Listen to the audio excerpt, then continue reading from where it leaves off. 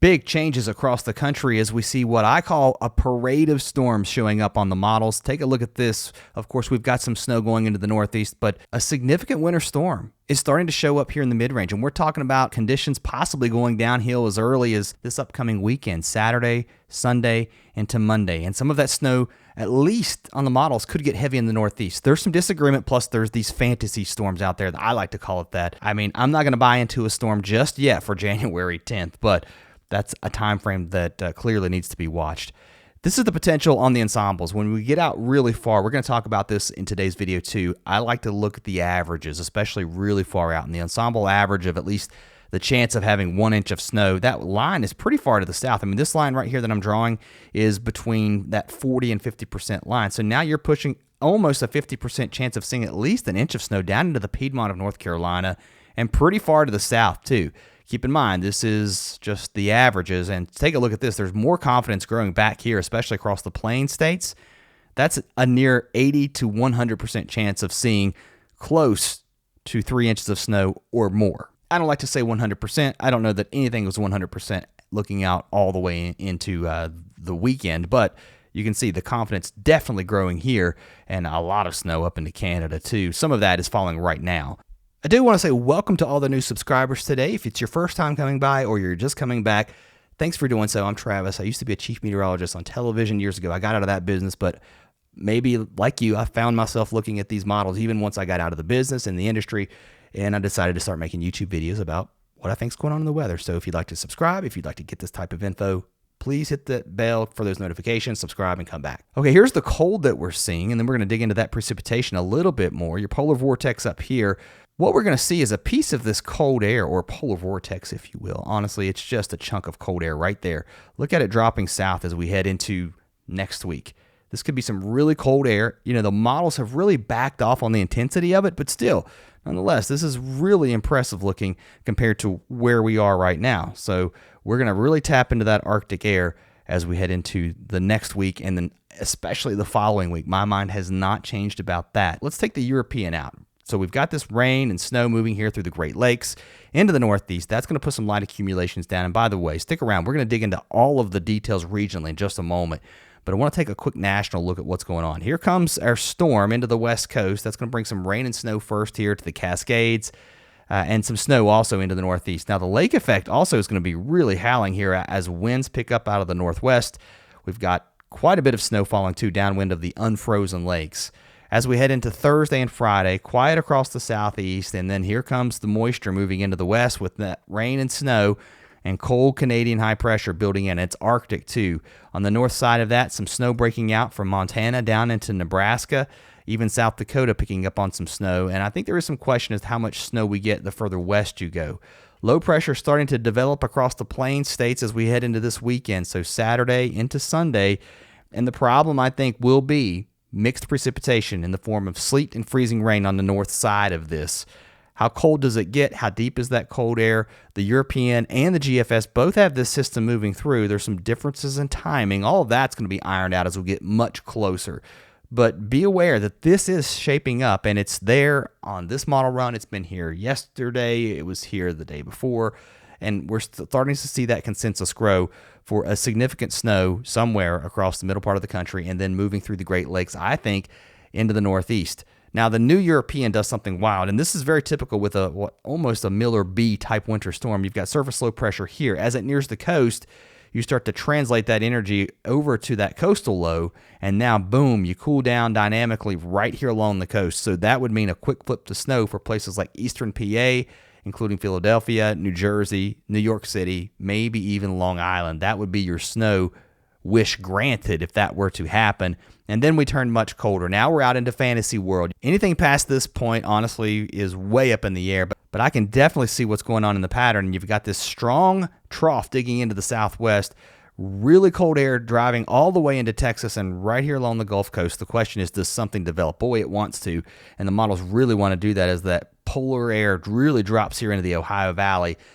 On the east side of this, does something develop? The European wants to squelch it out to sea. Now, this is a look at the GFS. This is a little bit of a sloppy look from the 6Z run, so I'm going to go back to last night's run, which uses more data. Still, a very similar setup with that freezing rain over to rain for places like Cincinnati, which I've seen that before, right? We get this a lot of times when you get that cold Arctic air to the north, just getting reinforced here, but it's not quite strong enough to keep the warm air from moving up the Ohio River. Now, as we move into the weekend, into early next week, that snow looking a little more likely. Again, for places like Iowa, back into North Dakota, the Great Lakes, how much snow do we see? It's still pretty far out, but this could be significant. And the GFS wants to do something weird. I think this is where it gets it wrong. I don't know what's going on here. It didn't translate the low to the coast, which is what you typically see with this type of setup. It wants to develop a weird low here along the Gulf and then sort of combine these. That looks strange to me. So I do want to say that I think maybe the 6Z was catching on to something here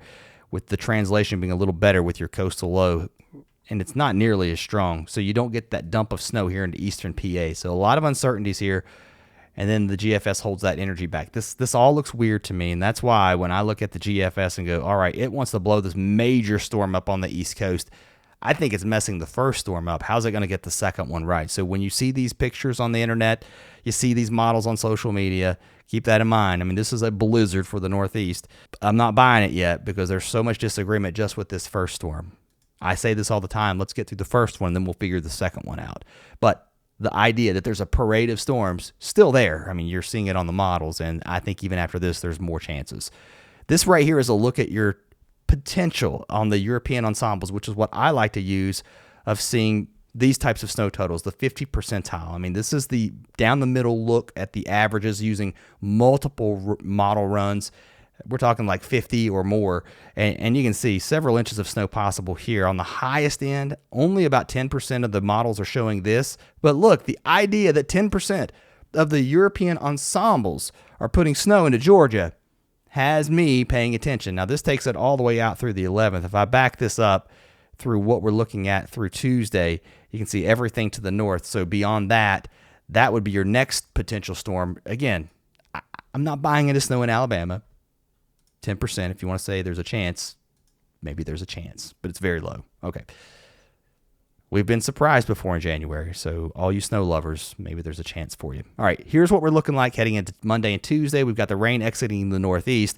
Our next system brings rain here. It could start to mix with some snow into the higher elevations here into Virginia, West Virginia, also parts of New York. We start to turn cold, though, as surface low pressure deepens off the east coast. So we've got snow now going into Maine, back into Ottawa, down into Ontario, and then downwind of the lakes, the lake effect really starts to pick up. And we'll see some rain and snow showers lingering into Wednesday. That snow continues all the way through Friday. We've not seen a lack of snow from the lakes this winter. And then as we head into next weekend, this is the echoes of that storm that's starting to show up here heading into Sunday and Monday. So we're talking about 1 week from today. This is what could be happening across the Northeast if everything holds together. And this is your Miller B setup, and that's what would bring that snow, sleet, freezing rain. The pink is freezing rain, the orange is sleet. So you can see how we've got that warm nose overriding that cold air at the surface, and that would cause that sleet, snow, freezing rain. As your trough swings through, you cool down in the upper levels, and your surface low pressure deepens off the coast. You dynamically cool back here, and that's why the European is trying to show that heavy snow across eastern PA, New Jersey, and also New York City that I've been talking about. Does that happen? We are 7 to 8 days out here on this. So we're seeing it show up. This is just a chance. Maybe it's a fantasy, but the fact that it's showing up has me paying attention. Let's track your snow totals. This feels pretty confident over at least the next couple of days. You've got your snow downwind of the lake starting to pick up. Here's your rain and snow across the Great Lakes. That starts to pick up as we head into Wednesday. It's going to be light, at least outside of the lake effect snow bands, and then that continues all the way through Thursday and Friday. More lake effect snow. I mean, this is wild, right? Keeping it going all the way through Saturday. As our storm approaches, we start to shut this down. Now we're seeing that snow break out across Iowa, Illinois, Indiana, Indianapolis. We've got sleet, snow, freezing rain here, and then maybe a quick band of heavy snow. Don't buy into a 7-day county-by-county forecast at this point. You're seeing that potential here moving through, and then there's your coastal low. Your snow totals, let's take it out through the next 24 to 48 hours. That snow moving through the Great Lakes. Some of this falling today, so take some of that away here across Ontario. And now we have the lake effect snow kicking in, and it could be significant here from the UP of Michigan, downwind of all the lakes, even up here towards Traverse City. Quite a bit of snow over the next couple of days and really through this week. And there's your potential snow heading into next week. This would be snow totals really Sunday through Wednesday. It ends Wednesday, but look at this. A lot of this is falling ending Monday. Across the south, quiet. We need this quiet weather. After the severe weather here, damaging winds, we've had all the tornado reports, especially some of those were really intense right here along the coast. Rain moving through the mid-south, warm enough for rain. We turn cold, though, as we head into Tuesday with temperatures falling. We'll wake up to some light snow as we head into Wednesday morning here into the Appalachians. No snow east of the mountains, though. With that downsloping flow, we clear out nicely and high pressure builds in. Across the central U.S., here's your system that's bringing that rain and snow further to the east. It's going to bring some snow heading into tonight across parts of Nebraska, South Dakota. This isn't a huge snow, but nonetheless, some accumulating snow for parts of Iowa, too. And then that moves off to the east. The storm will start to affect you guys as we head into this weekend. First, we've got some relatively quiet weather, at least through Friday and Saturday, although right here along this boundary of this cold Arctic air to the north and this warmer air to the south, you could see some snow here, a light band of snow, and then your energy starts to drop in from the northwest. Surface low pressure develops here across the panhandle of Oklahoma and then deepens, and then that moves east, and that could put a heavier band of snow here from Kansas into northern Missouri, maybe some mixed precipitation across parts of Missouri. I think it's too warm across Arkansas to the south of this. I mean, your track is just, your low is pretty much moving right across the Arkansas-Missouri border, so you've got a lot of warm air moving north into that cold Arctic air. That's why you're getting the mixed precipitation. But on the back end of it, right, once the low moves by, we could transition over to some snow for parts of Missouri as we head into Sunday and Monday of next week. That's still pretty far out. We'll watch that. And then we turn cold, and then wild things could happen. Once you get Arctic air in place, and that cold Arctic air is dense, it wants to usually push really far to the south. And when you get that, I mean, you watch the tail end of this down here. I'm not saying it's going to snow in South Texas, but boy, if you ever had a chance, it might be here. Here are your 3-day snow totals as we end the period here on Thursday at 7. Again, a couple of inches possible out of that system that's moving through Nebraska, also Iowa, parts of South Dakota. Let's push this out further. These are your 3 totals now ending on Sunday and actually ending early Monday morning. And you can see how the heavier snow bands could develop here across parts of Kansas, into Missouri, and Iowa. Across the west, this is where the rain and snow is really being concentrated across the Pacific Northwest. And then we start to see some heavier snow move back into the Sierra as we head into Friday and Saturday. Now, earlier in the week, again, not a lot going on Tuesday and Wednesday, although there will be some snow into the parts of the Cascades, some heavy rain too. But our next system that's going to bring that heavier precipitation to parts of the central and eastern U.S. moves into the west, and that could put some heavy snow into the Sierra, the northern Rockies before it heads east. Snow totals and looking a little bit lighter maybe than what we've seen recently through the week. However, still several feet of snow possible into the Cascades and then up here into the northern Rockies. That's all I got for now. See you next time.